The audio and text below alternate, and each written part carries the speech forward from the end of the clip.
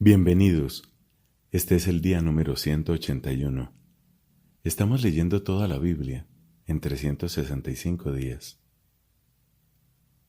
Pidamos el don del Espíritu Santo. Jesús hizo una promesa. El Espíritu nos conducirá a la verdad completa. Y también dijo otra promesa. El Espíritu les recordará lo que yo he dicho. Que venga ese Espíritu e imprima en nosotros la palabra y el querer de Dios. Hoy tenemos textos del primer libro de las Crónicas, del libro de los Proverbios y de la segunda carta de San Pablo a los Corintios. En el nombre del Padre y del Hijo y del Espíritu Santo. Amén.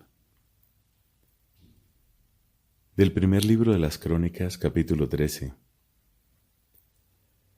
Después de consultar a los jefes de 1000 y de 100 hombres y a todos los oficiales, David dijo a toda la asamblea de Israel: Si a ustedes les parece bien y si el Señor nuestro Dios así lo decide, enviaremos mensajeros a nuestros hermanos que han quedado en todas las regiones de Israel, y además a los sacerdotes y levitas en sus ciudades y poblados, a fin de que se reúnan con nosotros.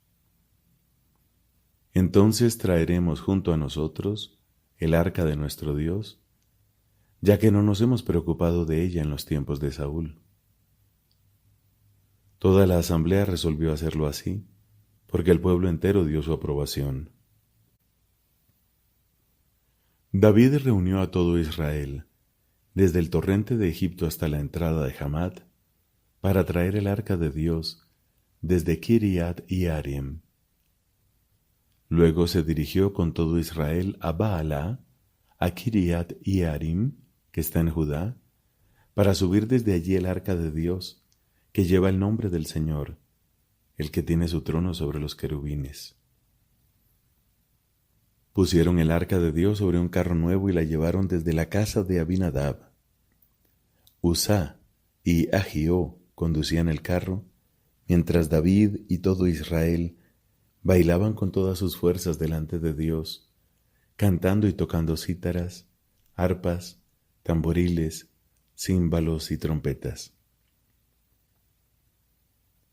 Cuando llegaron a la era de Kidón, Uzá extendió su mano para sostener el arca, porque los bueyes habían resbalado. Entonces la ira del Señor se encendió contra Uzá, y lo hirió de muerte por haber extendido su mano hacia el arca, y Uzá murió allí mismo delante de Dios. David se conmovió porque el Señor había acometido contra Uzá, y aquel lugar se llamó Pérez Uzá, que significa brecha de Uzá, hasta el día de hoy. Aquel día David tuvo miedo de Dios y dijo: ¿Cómo voy a llevar a mi casa el arca de Dios? Y no trasladó el arca a su casa, a la ciudad de David, sino que mandó que la llevaran a la casa de Obed-edom de Gat. El arca de Dios permaneció 3 meses en la casa de Obed-edom. Y el Señor bendijo la casa de Obed-edom y todos sus bienes. Hiram, el rey de Tiro, envió a David mensajeros con maderas de cedro, albañiles y carpinteros para edificarle una casa. Así, David reconoció que el Señor lo había afianzado como rey sobre Israel, porque su reino había sido enaltecido a causa de su pueblo Israel. David tomó como esposas a otras mujeres en Jerusalén y tuvo más hijos e hijas. Estos son los nombres de los hijos que le nacieron en Jerusalén: Samúa, Sobab, Natán y Salomón, Ibjar, Elisúa y Elpalet, Nogá, Nefeg y Iafía, Elisamá, Liadá y Elifelet. Cuando los filisteos oyeron que habían ungido a David como rey de todo Israel, subieron para atacarlo, pero David lo supo y les salió al encuentro. Los filisteos vinieron y se desplegaron por el valle de Refaim. David entonces consultó a Dios: ¿Debo atacar a los filisteos? ¿Los entregarás en mis manos? Y el Señor le respondió, Sube, y yo los entregaré en tus manos. Ellos subieron a Baal Perasim, y allí David los derrotó. Entonces dijo, Dios ha abierto ante mí una brecha entre mis enemigos, como una brecha abierta por las aguas. Por eso se llamó a ese lugar Baal Perasim, que significa Señor de las brechas. Los filisteos abandonaron allí a sus dioses, y David dijo, que sean arrojados al fuego. Los filisteos volvieron a desplegarse por el valle. David consultó nuevamente a Dios y él le respondió, No subas a perseguirlos, da una vuelta por detrás de ellos y enfréntalos desde el lado de las balsameras. Cuando oigas ruidos de pasos sobre la copa de las balsameras, ataca decididamente, porque Dios saldrá delante de ti para derrotar al ejército de los filisteos.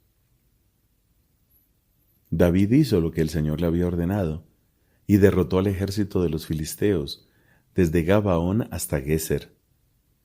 La fama de David se extendió por todas las regiones, porque el Señor lo hizo temible delante de todos los pueblos. David construyó casas en la ciudad de David, y preparó un lugar para el arca de Dios, levantando para ella una carpa. Después dijo, El arca de Dios solo puede ser transportada por los levitas, porque el Señor los ha elegido para trasladar el arca del Señor y para servirlo constantemente. Entonces David reunió en Jerusalén a todo Israel para hacer subir el arca del Señor al lugar que le había preparado. También reunió a los hijos de Aarón y a los levitas, de los descendientes de Kehat, a Uriel el jefe y a sus hermanos, 120 en total. De los de Merari, a Asaías el jefe y a sus hermanos, 220 en total. De los de Gersón, a Joel el jefe y a sus hermanos, 130 en total. De los hijos de Elisafán, a Semaías el jefe y a sus hermanos, 200 en total. De los de Hebrón, a Eliel el jefe y a sus hermanos, 80 en total. De los descendientes de Uziel, a Aminadab el jefe y a sus hermanos, 112 en total.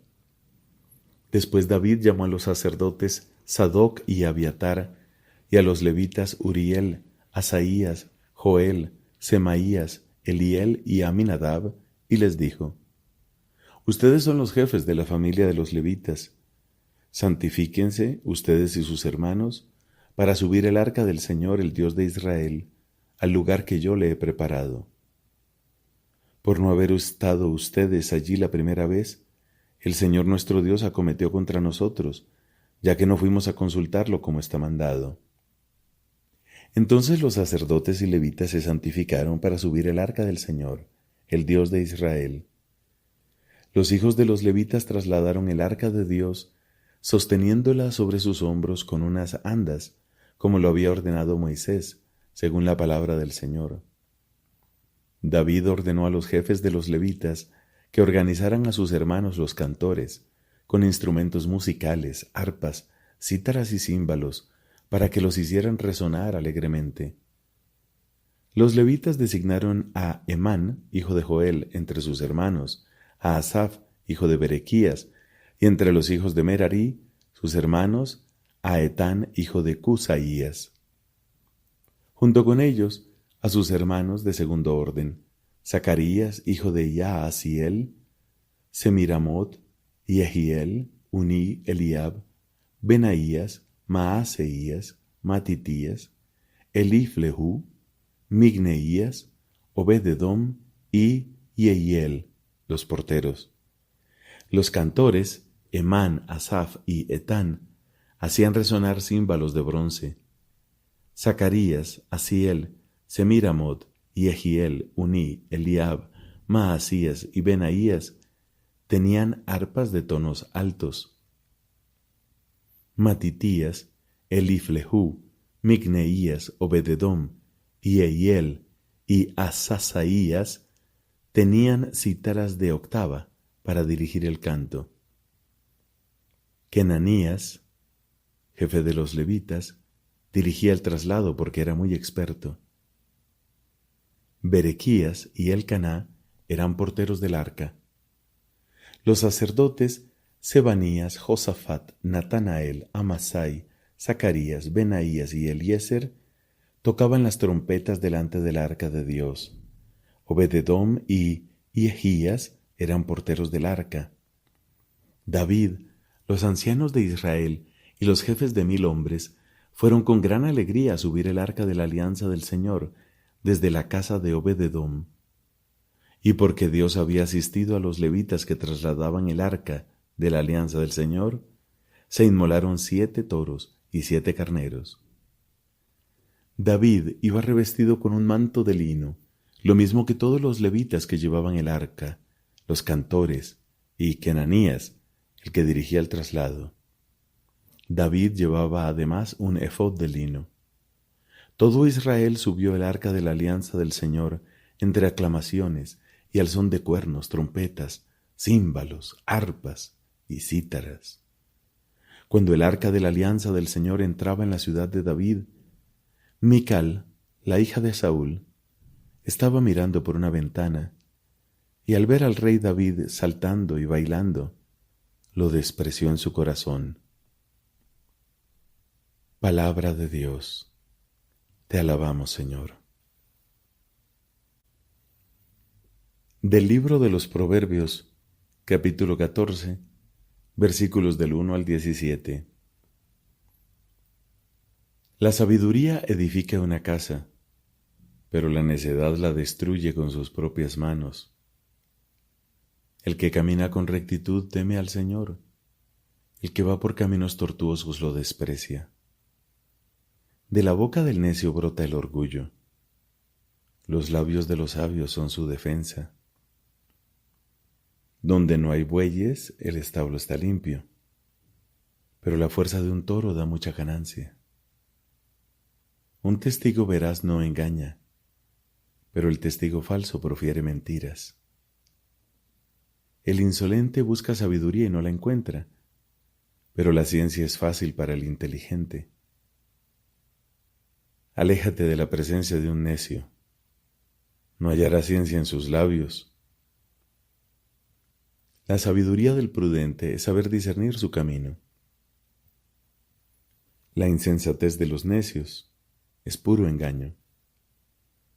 El necio se burla de los sacrificios expiatorios, pero entre los hombres rectos se encuentra el favor de Dios. El corazón conoce su propia amargura, y ningún extraño se asocia a su alegría. La casa de los malvados será destruida, pero la carpa de los rectos florecerá. Hay caminos que parecen rectos, pero al final son caminos de muerte. También entre risas sufre el corazón, y al fin la alegría termina en pesar. El descarriado se sacia con los frutos de su conducta, y el hombre de bien con sus acciones. El incauto cree todo lo que le dicen, pero el prudente vigila sus pasos. El sabio teme el mal y se aparta de él. El necio es temerario y se siente seguro. El iracundo comete locuras. El hombre reflexivo sabe aguantar. Palabra de Dios.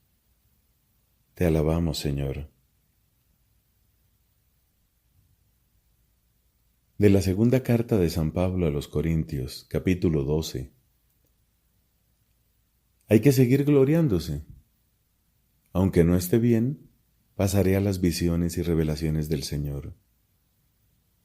Conozco un discípulo de Cristo que hace 14 años, no sé si con el cuerpo o fuera de él, Dios lo sabe, fue arrebatado al tercer cielo. Y sé que este hombre, no sé si con el cuerpo o fuera de él, Dios lo sabe, fue arrebatado al paraíso y oyó palabras inefables que el hombre es incapaz de repetir. De ese hombre podría jactarme, pero en cuanto a mí, solo me glorío de mis debilidades. Si quisiera gloriarme no sería un necio, porque diría la verdad, pero me abstengo de hacerlo para que nadie se forme de mí una idea superior a lo que ve o me oye decir, y para que la grandeza de las revelaciones no me envanezca. Tengo una espina clavada en mi carne, un ángel de Satanás que me hiere. 3 veces pedí al Señor que me librara, pero Él me respondió: te basta mi gracia, porque mi poder triunfa en la debilidad. Más bien, me gloriaré de todo corazón en mi debilidad, para que resida en mí el poder de Cristo. Por eso me complazco en mis debilidades, en los oprobios, en las privaciones, en las persecuciones y en las angustias soportadas por amor de Cristo, porque cuando soy débil, entonces soy fuerte. Si me he convertido en necio, es porque ustedes me han obligado. Les correspondía a ustedes valorarme debidamente, ya que en nada soy inferior a esos apóstoles por excelencia, aunque en realidad no soy nada. Ustedes han comprobado en mí los rasgos que distinguen al verdadero apóstol: paciencia a toda prueba, signos, prodigios y milagros. ¿Qué tienen de menos que las otras iglesias? Sino que no he sido una carga para ustedes. Perdónenme si los ofendo. Ahora estoy dispuesto a visitarlos por 3ª vez, y tampoco en esta oportunidad les seré gravoso, porque lo que yo busco no son sus bienes, sino ustedes mismos. En efecto, no son los hijos los que deben ahorrar para los padres, sino los padres para los hijos. En consecuencia, de buena gana entregaré lo que tengo y hasta me entregaré a mí mismo para el bien de ustedes. Si yo los amo tanto, ¿no seré amado en la misma medida? Algunos dirán que personalmente no les he sido gravoso, pero que procedí así por astucia para atraerlos con engaños. ¿Acaso obtuve de ustedes algún provecho por intermedio de mis enviados? Le rogué a Tito que fuera y envié con él al hermano que ustedes conocen. ¿Acaso Tito los ha explotado? ¿No hemos actuado con las mismas intenciones y de la misma manera?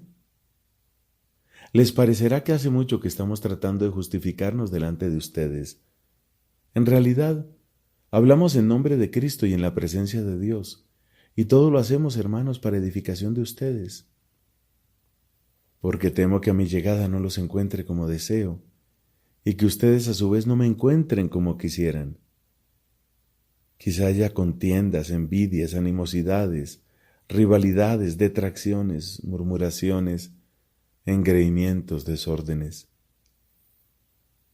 Y temo también que en mi próxima visita Dios me humille a causa de ustedes y tenga que lamentarme por muchos de aquellos que antes pecaron y no se arrepintieron de la impureza, de la fornicación y de los excesos que cometieron. Palabra de Dios. Te alabamos, Señor.